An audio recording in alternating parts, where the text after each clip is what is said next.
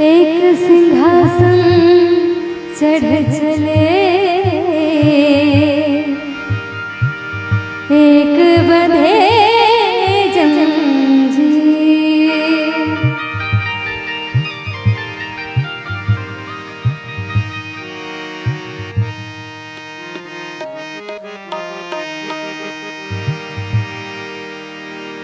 सोची सोची बरसला हमरो नजरिया, सोची सोची बरसला हमरो नजरिया। बाबूजी के बिना सुना भइल बाया तरिया, बाबूजी के बिना सुना भइल बाया तरिया। सोची सोची बरसला हमरो नजरिया, सोची सोची बरसला हमरो नजरिया। बाबूजी के बिना सोना भइल बाया तरिया, बाबूजी के बिना सोना भइल बाया तरिया।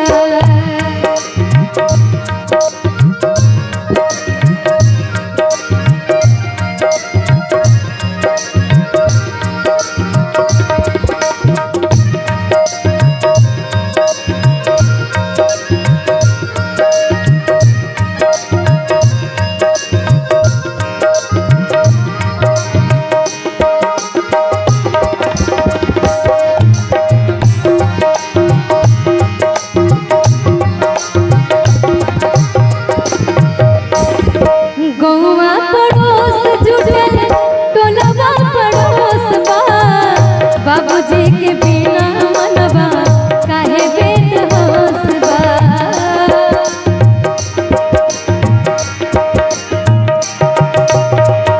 टोलवा पड़ोस जुटल हो,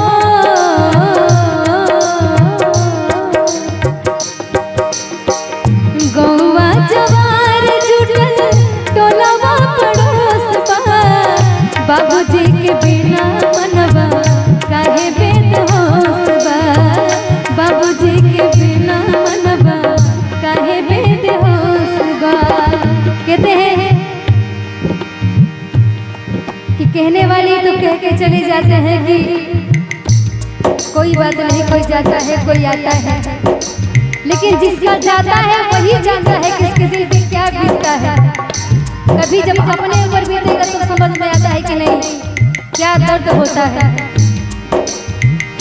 गौवा जवार जुटल हो, गौवा जवार जुटल टोलवा पड़ोस बा। बाबूजी के बिना मनवा काहे बेहोश बा, बाबूजी के बिना मनवा काहे बेहोश बा। सपना हो गईले बाबू सबसे उमरिया, सपना हो गईले बाबू सबसे उमरिया। बाबूजी के बिना सोना भइल बाया तरिया, बाबूजी के बिना सोना भइल बाया तरिया।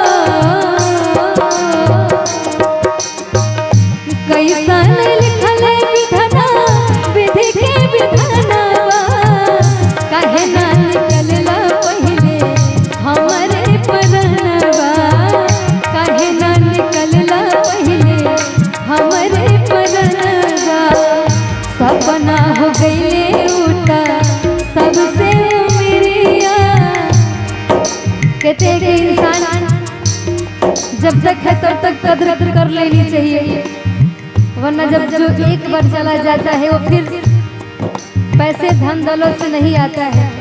जो गया सो गया, हाथ पैर पटक लीजिए लेकिन फिर भी वो आने वाला इंसान नहीं है। इसलिए जब तक इंसान जीवित है तो प्यार से रहिए, बोल के रहिए, सबसे मिल के रहिए।